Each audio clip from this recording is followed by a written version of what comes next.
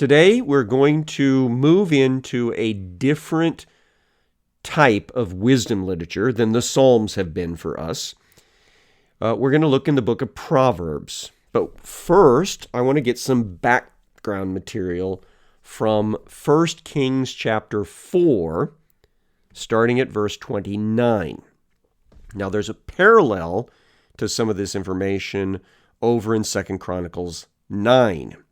But I want to read what the 1 Kings author has to say on the topic, probably a prophet. It says, "And God gave Solomon wisdom and understanding beyond measure, and breadth of mind like the sand of the seashore." Now we remember that happened very early on, that David was kind of promoting in Solomon a desire to do things right and to seek God's direction. And when David died and God appeared to Solomon in a dream, he gave him the opportunity to choose anything. And Solomon chose wisdom because he, as he said, was just a young man, probably only about 18 when his father passed away.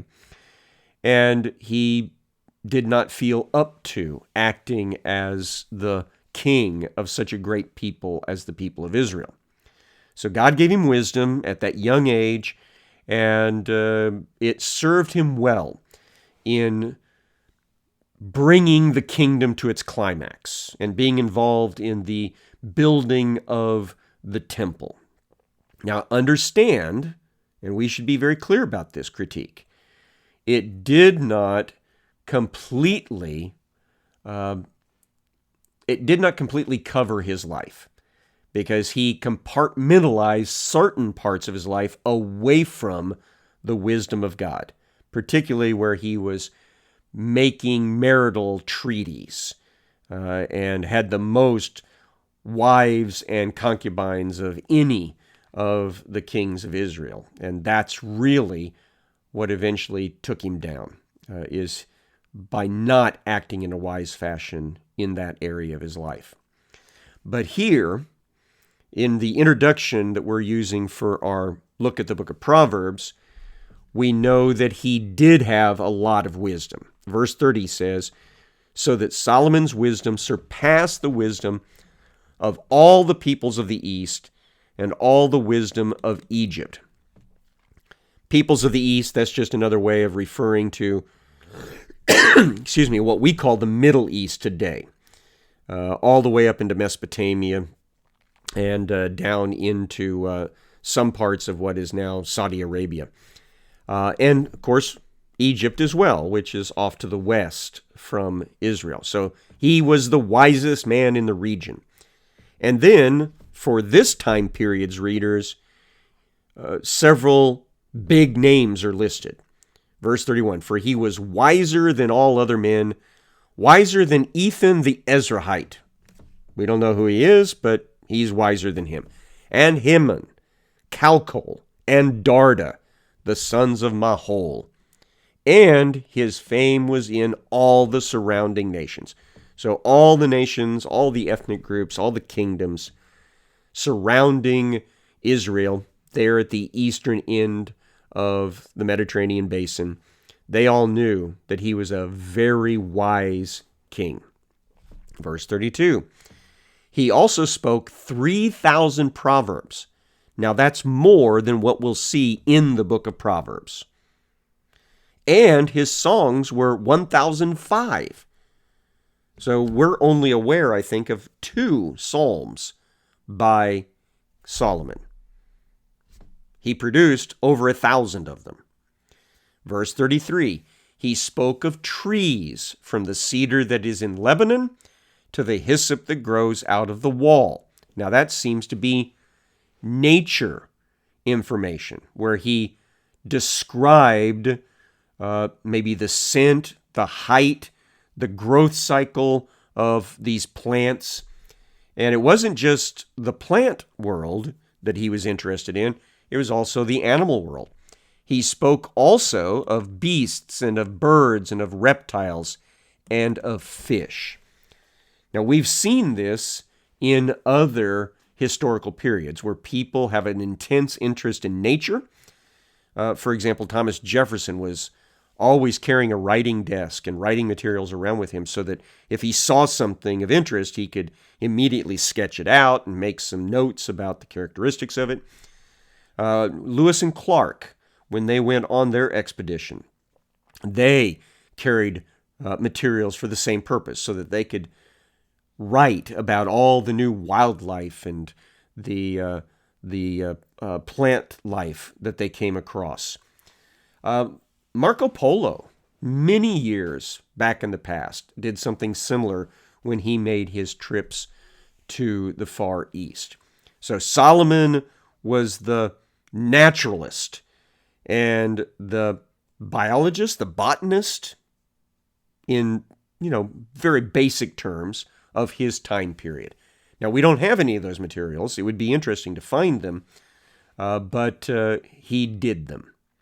Verse 34, "And people of all nations came to hear the wisdom of Solomon, and from all the kings of the earth who had heard of his wisdom." And we'll talk more about how that brings the Queen of Sheba to his palace complex later. But right now, we want to turn our attention to a project that Solomon did for personal reasons, but which then became useful for a wide audience. And that is his book of Proverbs. So open to the book of Proverbs, and we see the heading of it right off the bat. It says, "The Proverbs of Solomon, son of David, king of Israel." So that's its title. Then there's an explanation as to its purpose. To know wisdom and instruction. Now, wisdom, maybe we should kind of define in a basic structure what wisdom is. Wisdom is not just knowledge by itself.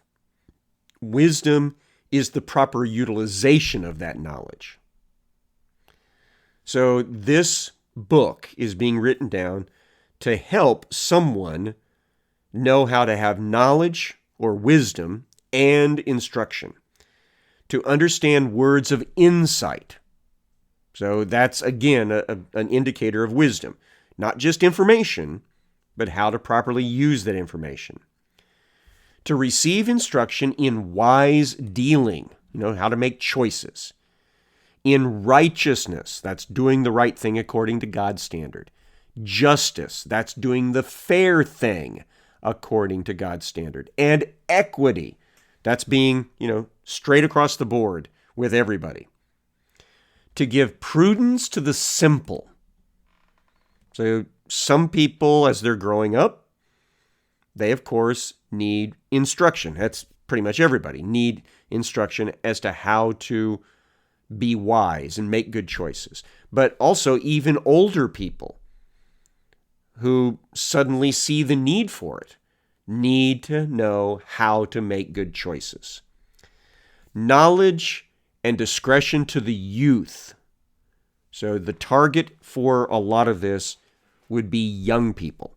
And very specifically, the book of Proverbs is going to be targeted toward Solomon's son, who appears to be a teenager, an older teenager. That would be Rehoboam. And that's one of the reasons why I think this book has to be written fairly early on, because Rehoboam was born the year before Solomon was declared king. So Solomon was just a teenager himself at the time, about 14, when he became the father of Rehoboam.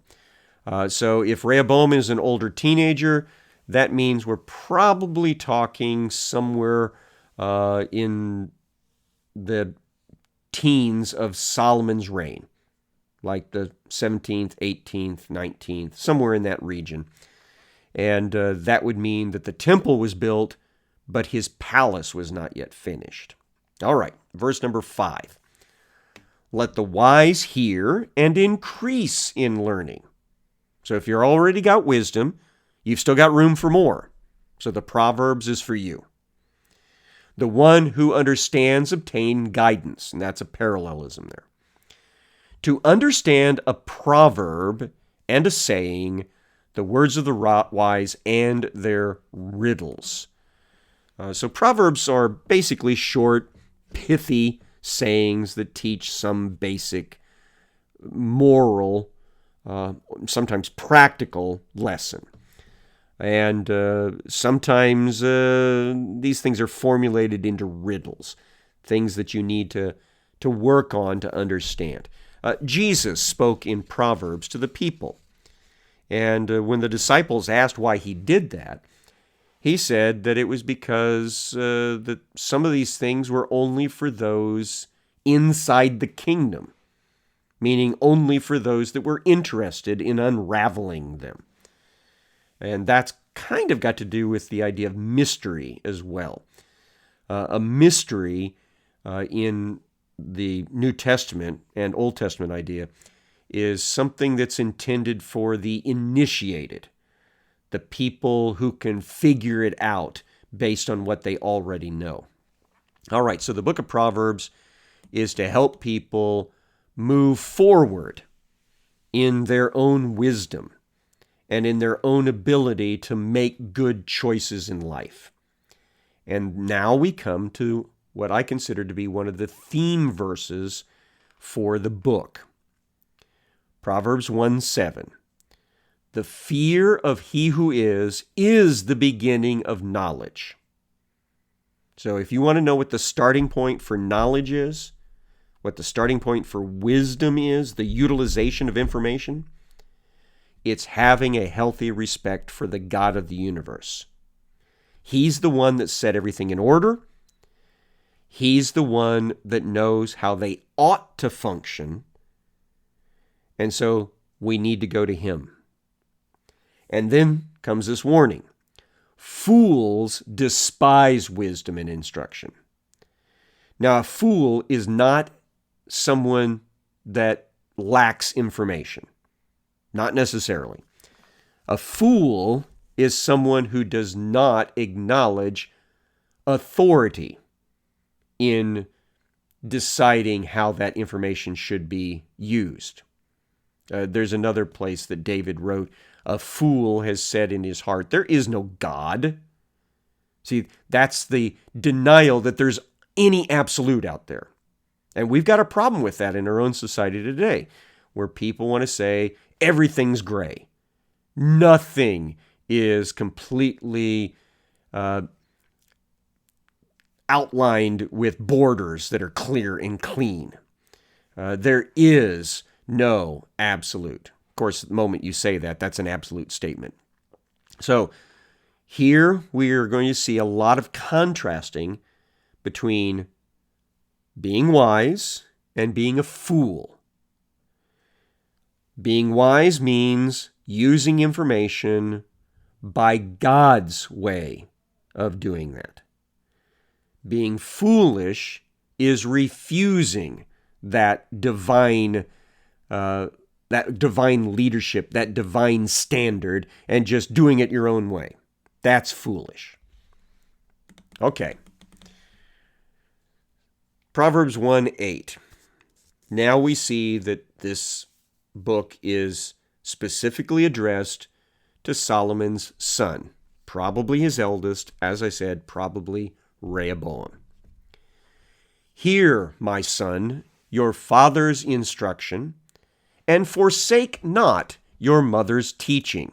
See, there's a team effort in the family between the father and mother instructing the young people, because you need those different perspectives to get a good wide range of understanding of things. And when we're going through this, by the way, we'll very often focus on the gender-specific directives in this proverb because it's addressed to a young man. So a lot of it is very gender-specific. But I tell you now that a lot of the principles could be flipped in their gender specificity, and proper modifications can be made, and the young ladies can learn an awful lot from this book. So dad's perspective is really needed for both sons and daughters. Mom's perspective is really needed for sons and daughters to grow up and have a well-rounded understanding of life. When you've got homes where there is only one parent, dad's missing, mom's missing, there's a gap there that needs to be filled in by aunts, uncles, grandparents, people at the church of the gender that's missing, because you need that full range of input to have a healthy growth in the way that you think. Okay? Now, it says next, for they are a graceful garland for your head and a pendants for your neck. Those are decorations. So just like you'd like to wear something that looks pretty on your head or around your neck or looks really cool, you really want to soak up mom and dad's teaching that's coming to you from God. My son, if sinners entice you, do not consent. So this is a clear warning here from Solomon to his son. If they say, come with us, let us lie in wait for blood, let us ambush the innocent without reason. Like Sheol, let us swallow them alive and whole like those who go down to the pit. We shall find all precious goods. We'll fill our houses with plunder. Throw in your lot among us. We'll all have one purse. So what we're seeing here, what Solomon is portraying to his son, is that he's going to have buddies, not good buddies, that are going to try to get him to join their little gang. And they're going to go and ambush people and take their stuff. And everybody will benefit from that. It'll be exciting. It'll be cool. And we still have a problem with this today. Gangs do encourage people to join to find this sense of belonging and to have a sense of camaraderie and also to gain something in their work together. And so here is Solomon saying, look, son, don't get caught up in that lie that they're going to try to tell you. Verse number 15, my son, do not walk in the way with them. Hold back your foot from their paths, for their feet run to evil, and they make haste to shed blood. So these guys are out for bad things. Verse 17, for in vain is a net spread in the sight of any bird, but these men lie in wait for their own blood. They set up an ambush for their own lives. The picture that Solomon gives here is, if you're hunting birds and you're going to use this catch net, you don't just lay the catch net out there in the open. The birds are going to not come anywhere near it. You're going to ambush the birds by covert means. Well, these guys are actually ending up ambushing themselves because they're not thinking about the natural consequences that come from doing harm and evil to other people. What are those natural consequences? Well, for one thing, the authorities may respond. But for the ultimate thing, God responds. God sees how we treat other people, and He will pay back. Verse number 19. Such are the ways of everyone who is greedy for unjust gain. It takes away the life of its possessors. So when you try to take advantage of somebody else, even if you can, you can, and you think you can get away with it, you won't, because God knows. We have this saying today, just because you can doesn't mean you should. There's a moral reason for our activities. We need to do things God's way, and that includes fairness in the way we treat others. So Solomon's son is trying to be taught this basic morality. And then Solomon begins to use this imagery that is going to continue for the next several chapters, where he personifies wisdom as a woman. And I think he does this because he's talking to his young son. So he's going to do this double lesson. He's going to teach him about the proper interaction with the opposite gender, the type of woman he should be looking for to get married to, but also that he should embrace God's wisdom, which is personified here as a lovely woman. So verse 20, wisdom cries aloud in the street.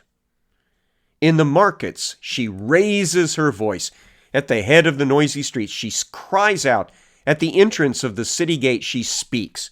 So lots of poetry here to picture wisdom as a lady out in the streets, out in the places where people are. And she's yelling out an invitation. Here's her invitation, verse 22.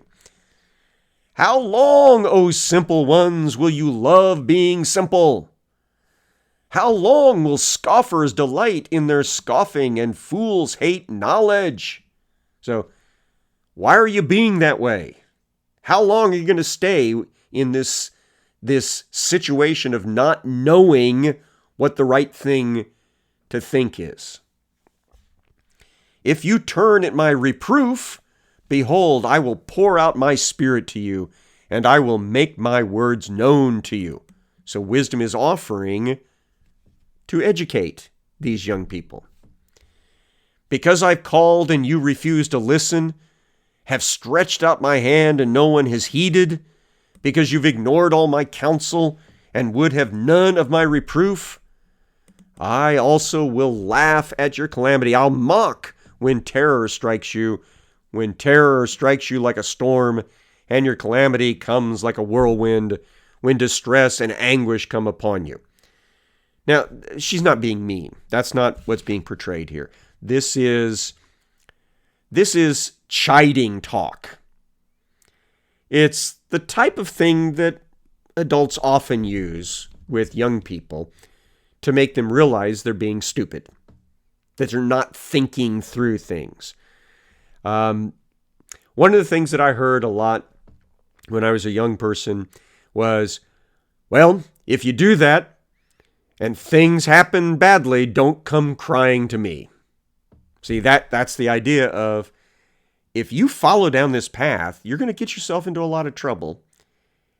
And then you're going to be wanting out of that trouble.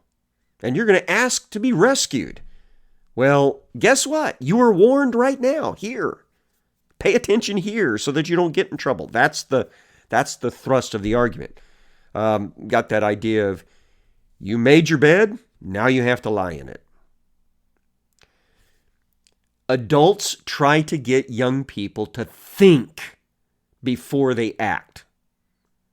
And so here, wisdom is portrayed with that sort of thing. Don't act stupid and then expect me to be okay with that. Verse 28, then they will call upon me, but I will not answer. They'll seek me diligently, but will not find me. See, it's too late to get wisdom after you violated some procedure, some sort of morality, and you're in trouble. Because they hated knowledge and did not choose the fear of he who is. Remember, the fear of he who is the beginning of knowledge. Verse 30, would have none of my counsel and despised all my reproof. Therefore they shall eat the fruit of their way and have their fill of their own devices. For the simple are killed by their turning away, and the complacency of fools destroys them. Now, that's hard stuff to hear, but it's true.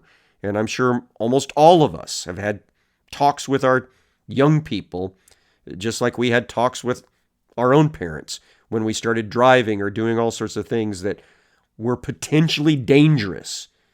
And the message is, I don't want you to die. I don't want your choices to kill you. So pay attention. And so here is wisdom basically reminding people of that.